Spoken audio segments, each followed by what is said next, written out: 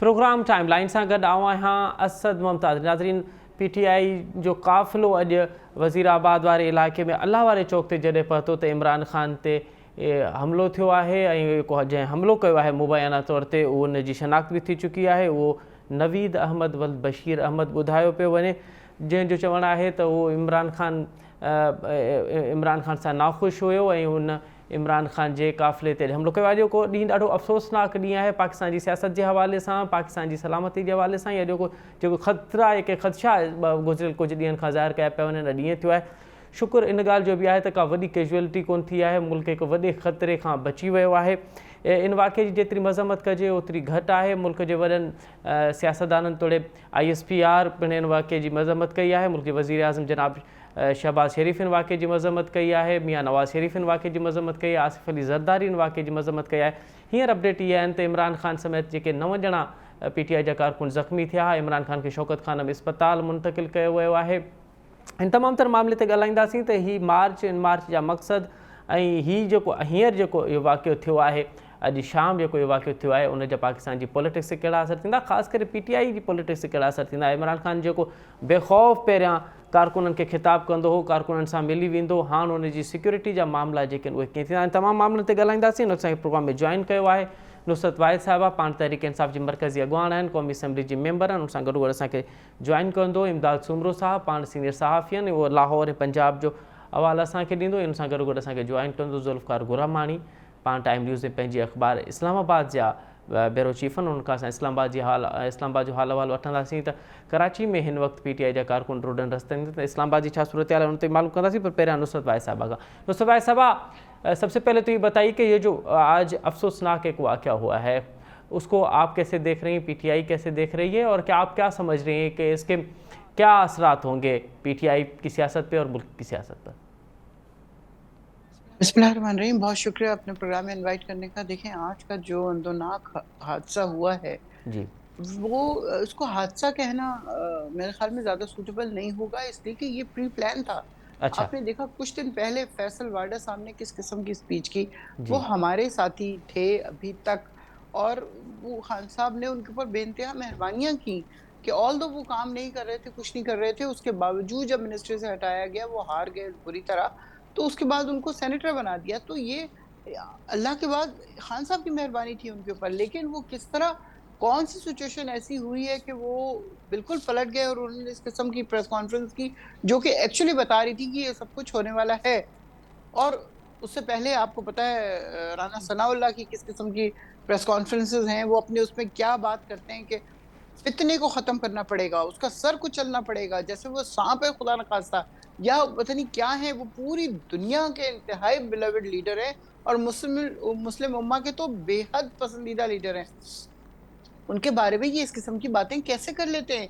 इसलिए कि ये चाहते हैं कि वो गायब हो जाए, वो खत्म हो जाए। लेकिन उसे कहते हैं ना, मारने से बचाने वाला बड़ा होता है। वो अल्लाह ने आज सबूत दिया है कि मैं मौजूद हूँ वहाँ पे। और ये मैं आपको बताऊँ, जिस बंदे को इन्होंने पकड़ा है और जिसका इंटरव्यू आ रहा है, जी वो बंदा नहीं है जिसने गोलियाँ मारी हैं। हाँ वो ये कवर किलर है। क्योंकि जो असली किलर था उसके पास बहुत बड़ी गन थी और उससे बर्स्ट उसने मारा है। 3 गोलियाँ इमरान खान साहब के तो एक थाई पे लगी है, एक शिन। एक मिनट नुसरत वाहिद साहिबा, आप कह रही हैं कि ये फ़कत एक बंदा नहीं है, इसके साथ कोई और दीगर लोग भी जी, 2 मौजूद हैं? बंदे, वो गायब हो गया है, उसके पास बड़ी गन थी लाइक क्लैशनकोफ टाइप, और उसने बर्स्ट मारा है जो खान साहब की टाँग पे। शुक्र है कि उन्होंने बुलेट प्रूफ जैकेट पहनी हुई थी। बहुत ही मुझे हैरत हुई है सुन के कि उन्होंने बुलेट प्रूफ जैकेट पहनी हुई थी, क्योंकि वो तो बिलीव ही नहीं करते इस बात के ऊपर कि बस जो रात कब्र में है वो है। लेकिन एहतियात तो अल्लाह में ने कहा है कि करो तुम। उसकी वजह से उनकी जान बच गई। लेकिन 3 जगह, एक शिन पे लगी है, एक थाई पे लगी है और एक काफ में लगी है उनकी। 3 जगह गोलियां लगी हैं। और उसके बाद फैसल जावेद के जी चीख से गुजरती हुई चली गई है। और उनके साथ ही इमरान इस्माइल खड़े थे और वो कहते हैं मैं तो ऐसा मौजाती तौर पे बचा हूं कि कुछ आप सोच भी नहीं सकते कि वो कहते हैं गोली लग चुकी है इतनी सारी उनको, उसके बावजूद वो कह रहे हैं, कहते हैं मैं गिर गया वहां पे, ज़ाहिर है भगदड़ मच जाती है। तो जी वो कह रहे हैं, खान साहब कह रहे हैं कि डोंट पैनिक, हौसला रखो। और सबसे आखिर में खुद उतरे, सबको नीचे उतार दिया उन्होंने और सबसे आखिर में खुद उतरे। और आपने देखा किस तरह उतर के गाड़ी के अंदर से भी उन्होंने हाथ हिलाया है और फिर वो जो मुक्का बनाते हैं अपना स्टाइल, वो उन्होंने किया है और उसके बाद फिर वो गाड़ी में बैठे हैं और आगे चले। तो मुझे नहीं समझ आता इन लोगों का मसला क्या है? तो नुसरत ये साहब आप कह ये रही हैं कि ये एक तो ये नज़र भी आ रहा है फुटेज से, तो वो बिल्कुल करीब है कंटेनर के बिल्कुल करीब है, जो उसको आप कवर किलर कह रही हैं कि वो जी, बिल्कुल। मुबैना तौर पे जो कवर किलर है वो बिल्कुल उसके पास देखिए ना छोटी-सी गन है, कोई 5000 में मिल भी जाती है वो गन। बिल्कुल। तो आप ये बताइए कि ये जो इतनी करीब आ रहा है एक गन लेके, तो आप नहीं समझते कि ये सिक्योरिटी लैप्स है, सिक्योरिटी के मामला जो हैं वो दुरुस्त नहीं थे? अगर दुरुस्त नहीं थे तो वो किसकी रिस्पॉन्सिबिलिटी थी? ये तो देखिए ना शहर के जो अमीर होते हैं उन्हीं की ज़िम्मेदारी होगी ना। जो शहर का हैंडलर है उसकी ज़िम्मेदारी होनी चाहिए कि सिक्योरिटी को किस तरह रखा जाए। अब ये इतने बड़े-बड़े जलसे होते हैं, लाखों की तादाद में लोग होते हैं जो दूसरे शहरों से भी आके शामिल हो रहे होते हैं। तो यहाँ पे तो जो आर्मी सॉरी ये इनका पुलिस वालों का जो चीफ है उसकी उसकी ज़िम्मेदारी थी ना कि ये देता, क्योंकि जी। खान साहब के साथ तो उनकी पर्सनल सिक्योरिटी होती है और उन लोगों ने बेचारों ने अपनी तरफ से बेइंतहा साथ दिया है। आप ये देखें कि वो राशिद है, वो अहमद है, उसके अलावा और कितने सारे लोग हैं, एमपी है, वो सबके सब ज़ख्मी हैं, वो सब बचाने के चक्कर में ज़ख्मी हुए हैं खान साहब को। तो ये लोग किस किस्म की मतलब सिक्योरिटी दे सकते हैं किसी को भी, जो इतना बड़ा इंटरनेशनली इतना बड़ा लीडर है और उसकी हिफाज़त नहीं कर सके सही तरीके से?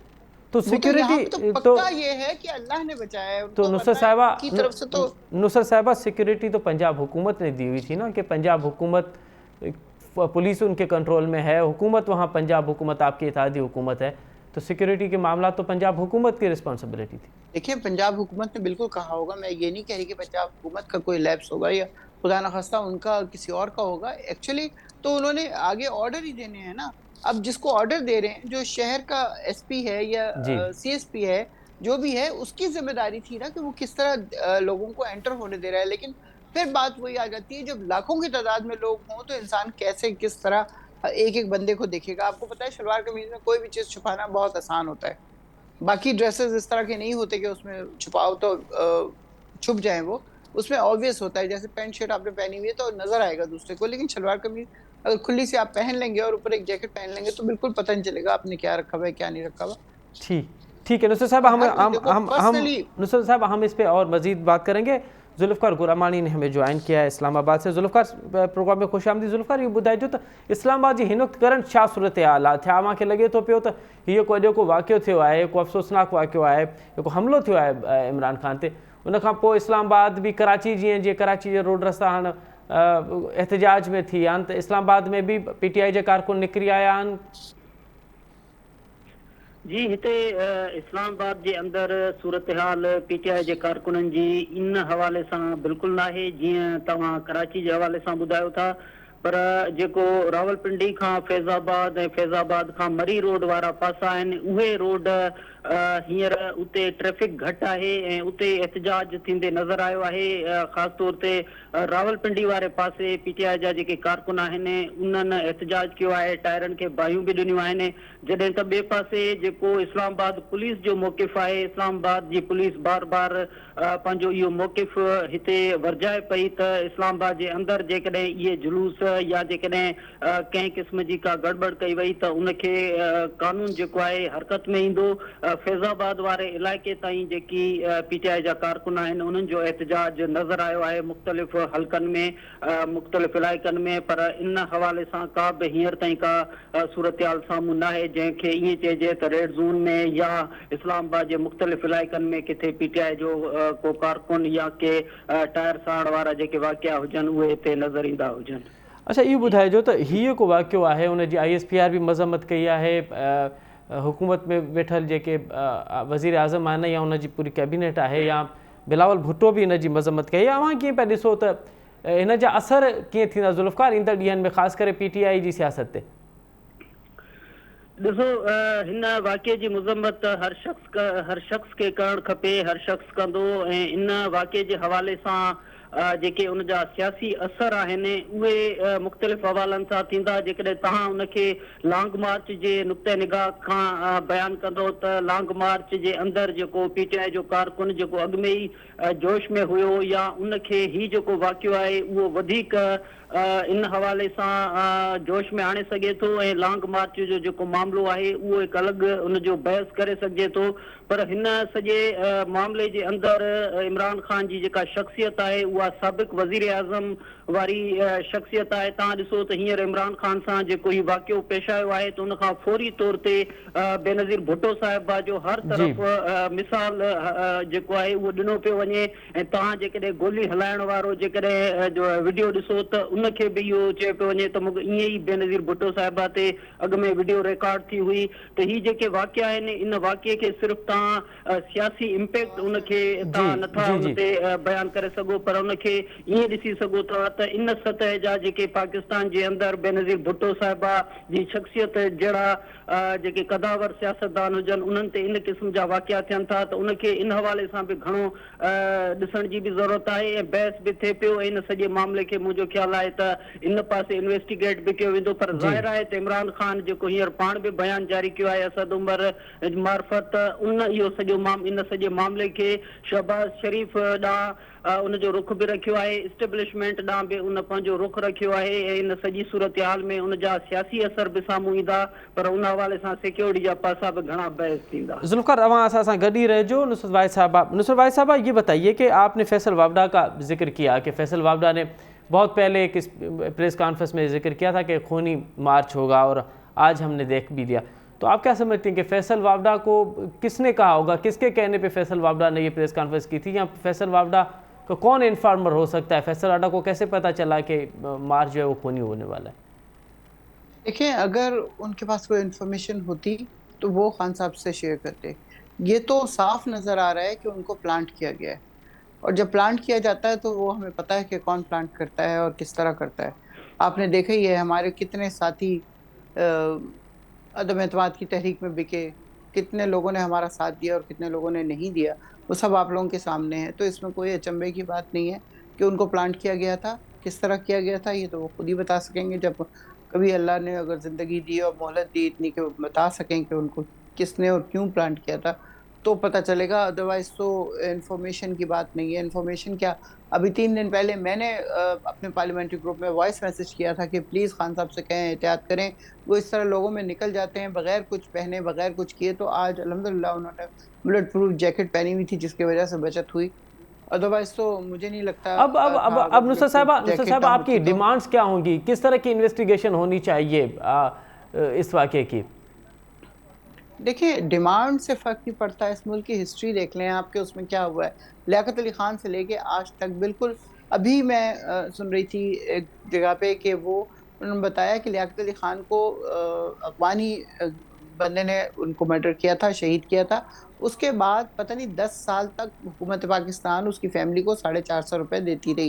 ये जी 1951-52 की बात है, तो उस वक्त 450 रुपए बहुत ज्यादा होते थे। जी तो आप ये देखें कि ना उनका उसका उसी वक्त फौरन उनको मार दिया गया। बेनज़ीर का बंदा जो था उसको भी फौरन मार दिया गया। भुट्टो को तो खैर दूसरे तरीके से लेके आए थे और उस तरह मारा उसे। लेकिन कभी कहीं आपको नजर आता है कि इन्वेस्टिगेशन हुई और वो सही हुई हो? इंदिरा गांधी को देख लें, राजीव गांधी को देख लें, बेनजीर को देख लें, या मतलब बहुत सारी मिसालें ऐसी हैं। जी कुछ नहीं तो आप जितनी मर्जी डिमांड कर लें या कह लें, अभी मैंने आपको कहा है कि ये कवर किलर है, जो ओरिजिनल किलर है उसको गायब कर दिया गया है, उसको छुपा दिया गया है। अब वो कहाँ पकड़ा जाएगा, कैसे पकड़ा जाएगा, नोबडी नोज। और पकड़ा जाएगा तो वो क्या एक्नॉलेज करेगा कि मैंने गोली चलाई है, क्योंकि वो तो गायब हो चुका है।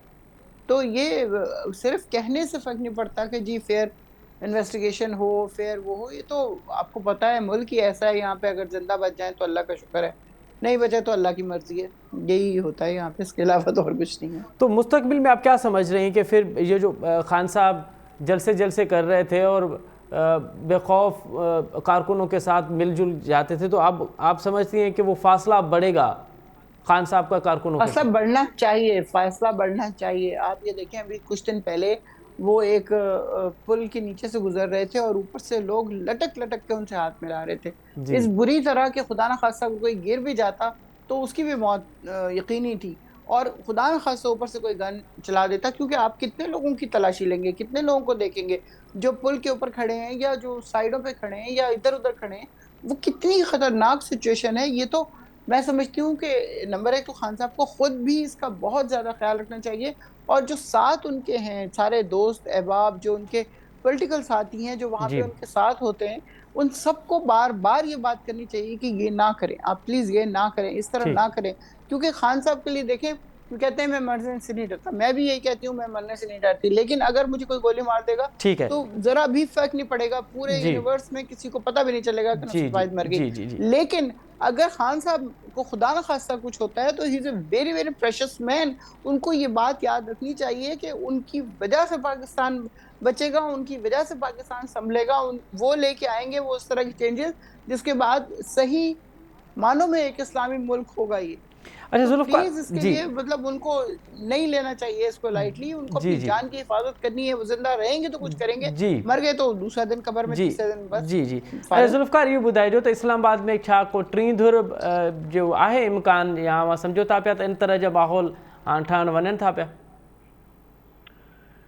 फौरी तौर ते तव्हां इन मामले खे इन इंतिहा ते नथा ॾिसी सघो, पर जेकॾहिं तव्हां इन मामले खे ॾिसो त अॻु में ई असां इहो बहस कंदा रहिया हुआसीं त जॾहिं ही लॉन्ग मार्च रावलपिंडी खां अॻिते ईंदो, यानी इस्लामाबाद जे अंदरि दाख़िल थींदो, त उनजी जेका नोयत हूंदी उहा मुख़्तलिफ़ हूंदी, या त इहो लॉन्ग मार्च पुरअमन हूंदो ऐं उहो पुरअमन तरीक़े सां जीअं सुप्रीम कोर्ट फ़ैसिलो ॾिनो आहे त पार्क ताईं हुजे, या वरी पोइ इमरान ख़ान जी जेका लॉन्ग मार्च जी कैफ़ियत हूंदी उहा मुख़्तलिफ़ हूंदी, जंहिंजे करे हिते राणा सनाउल्ला तरफ़ां बंदोबस्त बि थियल आहे। त इहा सूरत हाल त उन हद ताईं बहस में हुई त जॾहिं लॉन्ग मार्च रावलपिंडी ताईं पहुचंदो त उन खां पोइ सूरत हाल कहिड़ी हूंदी।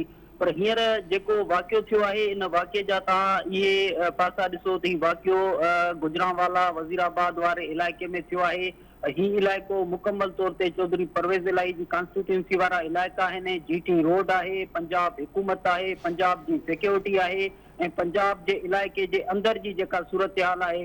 हींअर जेको असद उमर इहो बयानु ॾिनो आहे त इमरान ख़ान सां मुलाक़ात करण खां पोइ उन्हनि जेको बयानु रिकॉर्ड करायो आहे, उन्हनि चयो आहे त असां शहबाज़ शरीफ़ जे ख़िलाफ़ FIR दर्ज कराईंदासीं, यानी जी। मुल्क जे वज़ीर आज़म जे ख़िलाफ़।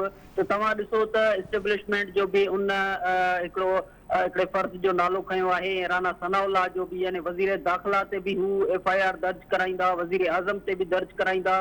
त पोइ हीउ जेको मामिलो आहे, इहो मामिलो इन जा जेके पहलू आहिनि उहे मुख़्तलिफ़ थी वेंदा, त मुल्क जे वज़ीर आज़म जे ख़िलाफ़ FIR दर्ज ते इहो थी सघे थो या न। पंजाब जे अंदरि जेका पुलिस आहे उहा उनजो विफ़ाक़ी हुकूमत सां अॻु में ई मामला हलंदड़ आहिनि।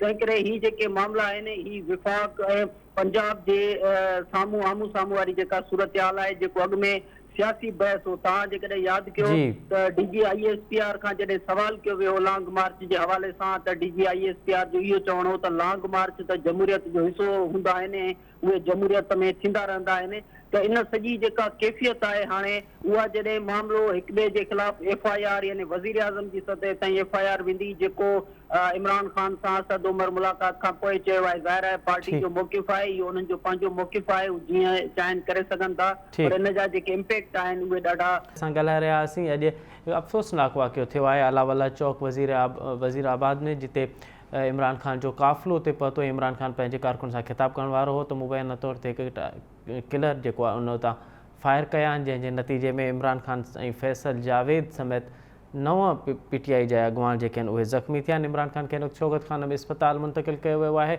वक़्फ़े खां अॻु में ज़ुल्फ़िकार गुरामानी जेको असांजो सीनियर सहाफ़ी आहे, इस्लामाबाद में ब्यूरो चीफ आहे टाइम न्यूज़ जे पंहिंजे अख़बार जो, उन्हनि चयो त असद उमर इहा स्टेटमेंट हाणे ॾिनी आहे त इन वाक़े जी जेका FIR आहे उहा वज़ीर आज़म शहबाज़ शरीफ़ ऐं राणा सनाउल्ला ते इहा दर्ज कराई वेंदी। हाणे इहा FIR अगरि दर्ज थींदी त पोइ अञा कशीदगी वधंदी, ऐं जेकॾहिं कशीदगी वधी त मुल्क में जेको पॉलिटिकल अनस्टेबिलिटी है वह अन्या वधंदी। नुसरत वाहिद साहबा, आप क्या समझ रही हैं कि इस मामले का हल क्या यही है कि शहबाज शरीफ और राणा सनाउल्लाह के खिलाफ FIR दर्ज कराई जाए, या आप समझती हैं कि कुछ और मामलात भी हैं जिसे बैठ के इन मामलात को बेहतर किया जा सकता है? देखें, मेरे ख्याल में तो अगर ये यूरोप या अमेरिका में कहीं हुआ हुआ होता तो इस वक्त तक वो लोग इस्तीफा देके घर जा चुके होते, लेकिन यहाँ पे चूंकि इस किस्म का कोई रिवाज ही नहीं है तो इस टाइप की चीज़ नहीं होगी। FIR दर्ज करना न कराना मेरा नहीं ख्याल कि कोई इसके ऊपर मैं कुछ कह सकती हूँ, लेकिन अभी प्राइम मिनिस्टर इमरान खान का मैसेज आया है कि जो कुछ भी हुआ है वो हो गया है। आप लोग किसी किस्म की अपनी आवाम को उन्होंने कहा है किसी किस्म की तकरीबकारी नहीं करेंगे और आप सुकून से रहेंगे, कोई इस टाइप की चीज़ नहीं कर रहे होंगे जो मुल्क को नुकसान पहुँचाए, क्योंकि जो कुछ भी करना है हमने इस मुल्क की हिफाज़त के लिए करना है। इसलिए आप लोग बिल्कुल पुरसुकून रहें और कोई इस तरह की चीज़ ना करें। तो क्या तो ये मार्च? बहुत बड़ा बयान है कि जी, जी। ज़ख्मी हालत में भी वो इस किस्म जी। का बयान दे रहे हैं। तो मार्च, अब देखें, मार्च तो ज़ाहिर है कंटिन्यू नहीं होगा, ऐसे कैसे हो सकता है? जी। क्या खान साहब के बगैर मार्च कंटिन्यू हो सकता है जिसमें लाखों लोग होते हैं और अभी तो उनको पता नहीं कितने दिन लगे हैं ऑपरेशन हो, उसकी रिकवरी हो।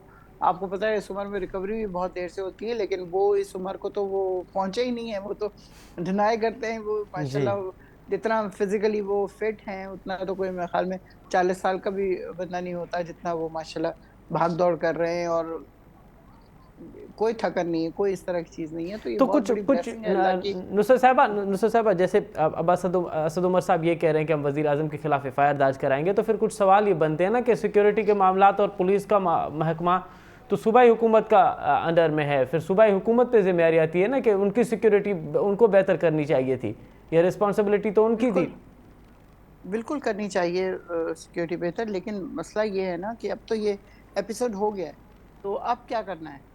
एफआईआर दर्ज की जाएगी, उसके बाद फिर इन्वेस्टिगेशन की जाएगी, किसकी ज़िम्मेदारी थी, कौन है था जो रिस्पॉन्सिबल है इस चीज़ का कि वो इतने प्रेशियस आदमी की जान की हिफाज़त ना कर सके। तो ये सारी चीज़ें ज़ाहिर है आस्ता-आस्ता आएँगी, एकदम तो अभी फ़िलहाल जो सबसे इम्पोर्टेंट चीज़ है वो तो ये कि किस तरह ऑपरेशन कामयाब हो और किस तरह इमरान खान साहब अपने पाँव पे दोबारा खड़े हो जाएँ। जहाँ तक पंजाब गवर्नमेंट का है, उन्होंने सारे महकमे को मुअत्तल कर दिया है, वो जो इंटरव्यू जिसने लिया था एसएचओ ने उसको भी, और उनके जितने फ़ोन हैं और जितनी जो भी उनके पास पर्सनल चीज़ें थी वो सब ले ली गई हैं। तो अब देखें क्या तो होता आप है। कह रहे हैं कि इमरान खान की सेहत जो है वो सबसे अहम है और वो पहले उनके सेहत वाले बिल्कुल, मामला दुरुस्त बिल्कुल, हों तो ये बाकी बिल्कुल, मामला। अच्छा ज़ुल्फ़िकार, अव्हां बिल्कुल। कीअं पहले ॾिसो त हिकिड़ो इहो बि थॉट ठहे थो पियो त छाकाणि त मार्च में हिन वक़्तु मार्च को ख़ासि असरअंदाज़ न पियो थिए, न थियो, हुन करे जेको सेफ फेसिंग वारो मामिलो आहे उहो बि हिकिड़ो सवालिया आहे त इमरान खान खे जेका आहे उहा सेफ फेसिंग ॾिनी वई आहे।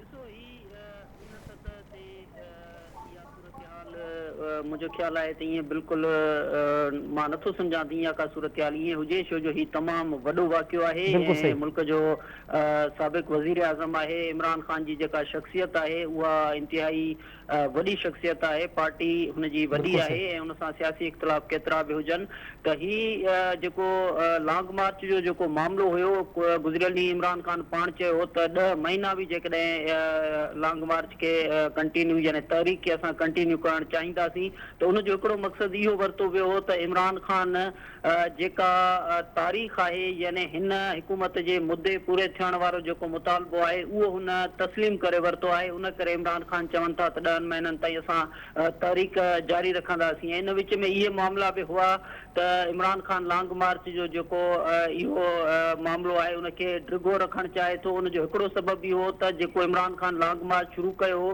त उहो बि अचानक ई कयो हो। उनजी पार्टी जी जेका मरकज़ी क़यादत हुई उन खां बेख़बर हुई, पर इमरान ख़ान वटि लॉन्ग मार्च खे इस्लामाबाद पहुचण ऐं उन खां पोइ ख़तमु करण जो बि वाज़े मौक़िफ़ असांखे नज़र न पिया आयो त कॾहिं पहुचंदासीं ऐं लॉन्ग मार्च या धरणो जेकॾहिं लॻो त उहो केसि ताईं हलंदो।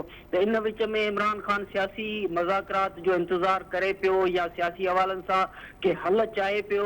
हींअर जेको वाक़ियो थियो आहे त हिन वाक़िए खां पोइ पीटीआई जे जेके कारकुन आहिनि उन्हनि खे इन ॻाल्हि जो इंतज़ारु न आहे त लॉन्ग मार्च कॾहिं इस्लामाबाद पहुचंदो या लॉन्ग मार्च जे पहुचण खां पोइ नतीजा कहिड़ा ईंदा, जंहिंखे असां ख़तरनाक सूरत हाल सम्झूं पिया त रावलपिंडी में जेकॾहिं टकराव जी। थियो विफ़ाक़ी हुकूमत ऐं सूबाई हुकूमत जो या विफ़ाक़ी हुकूमत ऐं इमरान ख़ान जे लॉन्ग मार्च जो, त उहा जेका कैफ़ियत आहे उहा हींअर खां नज़र अचे थी ऐं उनखे ॾिसजे त हाणे मुल्क जे अंदरि पुरअमन रखण जे लाइ कहिड़ियूं कोशिशूं थियनि थियूं, पर ज़ाहिर आहे त इमरान ख़ान उन में सियासी सूरत हाल जे हवाले सां जेकॾहिं मूवमेंट करे थो त विफ़ाक़ी हुकूमत सां त उनजो उहो हक़ हूंदो त विफ़ाक़ी सतह ते या सूबाई सतह ते एहतजाज थियनि, पर जेकॾहिं इन मामले खे कंहिं वायोलेशन वारे पासे में या तशदुद वारो जेको अंसर आहे उहो इन सॼे मामले में लॉन्ग मार्च जे अंदरि बि नज़र आयो त पोइ सूरत हाल इंतिहाई जेका आहे उहा ख़राब तस्वुर थींदी। अच्छा नुसरत भाई साहब, ये बताइए कि खान साहब ने मार्च अपना बिल्कुल स्लो क्यों रखा था?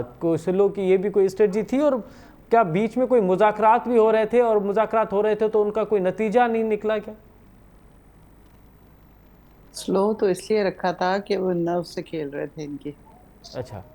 क्योंकि आपको पता है कि हर बंदे का नर्वस सिस्टम इतना स्ट्रांग नहीं होता कि वो टेंशन को ज्यादा देर तक बर्दाश्त कर सके। आप देख रहे थे कि वो हर रात वो वापस जमान पार्क जाते थे और लोग अपने अपने घरों को जाते थे, और अगले दिन सुबह दोबारा से वो शुरू होता था 10 बजे, 11 बजे, 12 बजे, इस तरह। वो किस दिन जुमे वाले दिन जैसे थोड़ा देर से शुरू हुआ क्योंकि वो जुमे की नमाज पढ़ के निकले। तो इस तरह की ये सिर्फ एक टैक्टिक्स थी, मेरा ख्याल है जाती, मुझसे जी। ज़ाहिर डिस्कस तो किसी ने नहीं किया। मेरा ख्याल ये है कि वो एक्चुअली वो उसको वो आजमा रहे थे इनकी नर्व्स को, तो उसमें वो काफी हद तक कामयाब हो गए थे। लेकिन अब ये इन लोगों ने तो, ये जाहिर है, ये तो हमेशा वो बुरा खेलते हैं, बैड कॉप जिसे कहना चाहिए, ये हमेशा बुरे अंदाज में खेलते हैं। अब इन्होंने इतना कि घटिया काम किया है कि जो जिसको कभी भी कोई माफ नहीं कर सकेगा, क्योंकि ये लीडर वो लीडर नहीं था जिसको आप मार देंगे तो कोई फर्क नहीं पड़ेगा। जिस तरह जुल्फकार अली तो कोई भुट्टो को मारा मुज़ाकरात भी या बीच में हो रहे बेनजीर थे, को। नुसरत साहिबा, कोई बीच में मुज़ाकरात, देखिए मुज़ाकरात का तो उन्होंने एक्नॉलेज किया था खान साहब ने, और उन्होंने कहा था कि मुज़ाकरात मैं उनसे कर रहा हूँ, दोज़ हू मैटर, इनसे नहीं कर रहा मैं, क्योंकि ये इस काबिल थोड़ी हैं, ये खुद से फैसले अपने थोड़ी करते हैं कि इनको इनसे मैं मुज़ाकरात करूँ। मैं उनसे मुज़ाकरात कर रहा हूँ जो लोग कुछ कर सकते हैं। तो वो कुछ कर सकने वाले लोग आपको भी पता है, मुझे भी पता है कौन है। पता नहीं अब वो कहाँ तक पहुँचे, क्या हुआ? इंशाल्लाह बेहतरी की तरफ ही जाएँगे। सबसे पहले खान साहब की सेहत की दुआ करनी है ठीक बस। है। अच्छा ज़ुल्फ़िकार, इहो ॿुधाइजो त अॼु वारो हिकु वाक़ियो थियो आहे, हिन जा साइड इफ़ेक्ट्स अव्हां कीअं पिया ॾिसो? ईंदड़ ॾींहंनि में कहिड़ा साइड इफ़ेक्ट्स इम्कानी तौर ते थी सघनि था? ॾिसो, इमरान ख़ान हींअर इन सॼे मामले खे शहबाज़ शरीफ़ हुकूमत ख़िलाफ़ सियासी तौर ते इस्तेमालु कंदा, ऐं हिन सॼे मामले खे इमरान ख़ान जॾहिं सिहतयाब थींदा, प्रेस कॉन्फ्रेंस कंदा या ख़िताब इमरान ख़ान जो साम्हूं ईंदो त उन में टारगेट इहो मतिलबु मामूल जे मुताबिक़ ई हूंदो त विफ़ाक़ी हुकूमत खे टारगेट कयो वेंदो। ऐं इन सॼी सूरत हाल जे अंदरि इमरान ख़ान जो जेको कारकुन आहे, जेको हींअर मुकमल तौर ते चार्ज थियल आहे, उहो कारकुन जेको जोश में आहे, उनखे इमरान ख़ान इहा कोशिशि कंदो त शहबाज़ शरीफ़ जी जेका हुकूमत, जेको लॉन्ग मार्च जे वक़्त में इहो नज़र न पिए आयो त शहबाज़ शरीफ़ जी हुकूमत वक़्त खां अॻु में वञे या इलेक्शन जी जेका तारीख़ आहे उहा ॾिनी वञे। त इन सॼी सूरत हाल खे इमरान ख़ान ॿीहर कोशिशि कंदो त इन सॼी सूरत हाल में शहबाज़ शरीफ़ जी जेका हुकूमत आहे उन जे ख़ात्मे जो मुतालबो कजे या उनखे हटाइण जो मुतालबो कजे या इलेक्शन जो वरी मुतालबो कजे।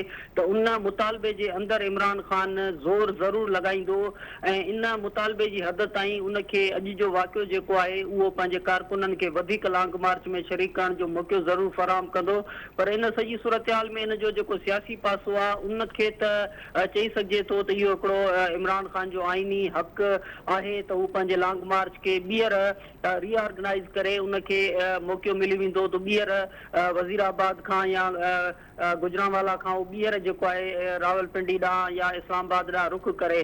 पर जेकॾहिं इन सॼी सूरत हाल जे अंदरि मामलनि खे कंहिं ॿिए हवाले सां बहस में आंदो वियो, जीअं तशदुद जी ॻाल्हि थिए पई, त पोइ सूरत हाल ख़ुदि इमरान ख़ान जे लाइ बि बहितर न हूंदी त मुल्क जे अंदरि पुरतशदुद सियासत जो हिकिड़ो माहौल जुड़े। छो जो इमरान ख़ान बाई इलेक्शन में बि इमरान ख़ान खे हर जॻह ते फतह मिली रही आहे, त इमरान ख़ान चाहींदा त फौरी तौर ते इलेक्शन थिए त जेका मक़बूलियत जी लेवल हींअर इमरान ख़ान जी आहे उन में इमरान ख़ान खे कामयाबी थिए। पर ॿिए पासे शहबाज़ शरीफ़ जी जेका पोज़ीशन आहे या इत्तेहादिन जी, उहा इन सूरत हाल में हींअर उन्हनि जी स्ट्रेटजी मुख़्तलिफ़ थी सघे थी। पहिरीं जंहिं लॉन्ग मार्च खे रोकण जे हवाले सां उन्हनि जा जेके क़दम हुआ उन में तब्दीली ज़रूरु अची सघे थी। पर तव्हां ॾिसो जी। त जेको चौधरी परवेज़ इलाही आहे, जेकॾहिं मुतालबो शहबाज़ शरीफ़ खां या मुतालबो वफ़ाक़ी हुकूमत खां कयो वेंदो, जीअं हींअर बि इस्तीफ़ा जी ॻाल्हि अचे पई त शहबाज़ शरीफ़ खे इस्तीफ़ा ॾियणु खपे, जेकॾहिं त इहा जेका सूरत हाल आहे ख़ुदि चौधरी परवेज़ इलाही जे लाइ बि ईंदी त जिते उन्हनि जी हुकूमत आहे या जेके IG पंजाब में आहिनि, त पोइ उन्हनि जे लाइ बि इहो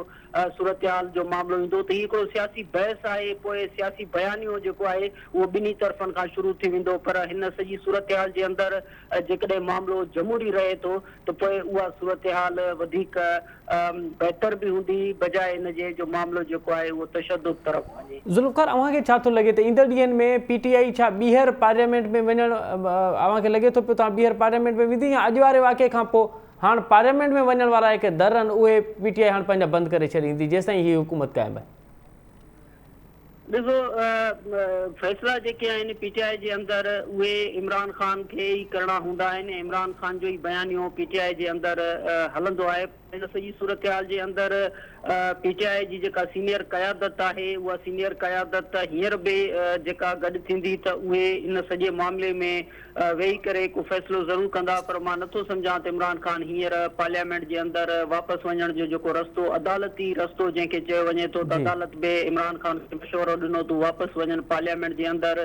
ऐं इमरान ख़ान चयो त जेकॾहिं साइफ़र जी तहक़ीक़ात जो ऐलान थिए त मां पार्लियामेंट बि वापसि वञी सघां थो। त मुंहिंजो ख़्यालु आहे त हींअर मामला घणो उन खां अॻिते निकिरी चुका आहिनि। ऐं ख़ासि तौर ते जेको अॼु जो वाक़ियो आहे इहो अॼु जो वाक़ियो सुभाणे जी जेका सियासत आहे उन जा हिकिड़ा नवां रंग ऐं नवां बहस हूंदा। उन में मुंहिंजो ख़्यालु आहे त इहो मामिलो ज़ेर बहस न हूंदो त पार्लियामेंट में वञिजे। इहो ज़रूरु बहस में हूंदो त हाणे इहा जेका तहरीक आहे उन तहरीक खे वधीक ज़ोर कीअं लॻाइजे। अच्छा नुसरत भाई साहब, ये बताइए कि अब इस्लामाबाद में अभी तो खैर मार्च वाला मामला तो हमें होते हुए नज़र नहीं आ रहा, तो अब खान साहब क्या स्ट्रेटजी अख्तियार करेंगे? आपको क्या लगता है कि इम्कानी तौर पे क्या वो अब फिर दोबारा मुल्क गिर तहरीक चलाएंगे, या आपको लगता है कि नहीं टारगेट इस्लामाबाद ही है? देखिए, अभी थोड़ी देर पहले मैंने आपसे कहा है कि अभी तो उनकी सिचुएशन के बारे में कुछ पता नहीं है कि एक्चुअली कितनी इंजरी हुई है, कितनी क्या किस तरह का ज़ख्म है जो हील होते हुए कितना टाइम लेगा, हड्डी में लगी है गोली, गोश्त के अंदर लगी है, कैसे हुआ है, वो सब आपको पता है। मैजिक तो नहीं है ना कि वो हॉस्पिटल गया वो ठीक होके कल खड़े हो जाएँगे, इस तरह की चीज़ नहीं है। तो उसके लिए हमें अभी देखना पड़ेगा, सोचना पड़ेगा, और फिर ज़ाहिर है वो अपने लोगों से, जैसे असद उमर हैं, शाह साहब हैं, और भी बहुत सारे लोग हैं, उनसे वो मशवरा करेंगे कि अब इसके बाद क्या करना चाहिए। क्योंकि देखिए, जो उनका मिशन है, जो एम है, वो सबको पता है। वो इस इम्पोर्टेड हुकूमत को बर्दाश्त नहीं कर रहे, और कोई भी नहीं कर रहा। सारे पाकिस्तानी 99% पाकिस्तानी जो हैं बाहर निकले हुए हैं, और हर एक का यही ख्याल है कि इस हुकूमत को जाना चाहिए। क्योंकि ये जिस चीज़ का शोर मचा के आए थे कि जी महंगाई, बहुत महंगाई, महंगाई, उस महंगाई को उन्होंने डबल ट्रिपल और कर दिया है। डॉलर कहाँ से कहाँ चला गया बहुत है। पाकिस्तान की जो सिचुएशन है इस वक्त, अगर आप उसको रुपए को डॉलर में कन्वर्ट करना शुरू करते हैं तो लाखों बन जाते बिल्कुल, हैं। आपको बहुत बहुत एक 100 या कुछ करने में, $1000 में आपका बहुत ढाई बहुत तीन शुक्रिया, लाख रुपए लग जाते हैं। तो बहुत ये बहुत शुक्रिया, ज्यादा दुख की बात है। इनसे जान छुड़ाना बहुत ज्यादा जरूरी है। बहुत थैंक शुक्रिया यू जी, नुसरत भाई थैंक यू साहिबा। So much. ज़ुल्फ़िकार गुलामानी साहब, असां कोशिशि कईसूं त इमदाद सुमरो साहब खां असां राब्तो कयूं ऐं उन सां असां लाहौर ऐं पंजाब सूरत हाल इख़्तियार कयूं, पर कम्युनिकेशन गैप जे करे हुन सां राब्तो न थी सघियो। नाज़रीन, हिते प्रोग्राम जो वक़्तु पंहिंजी पुॼाणी थो पचे। असद मुमताज़ रेड खे ॾींदा इजाज़त, सदाईं गॾु।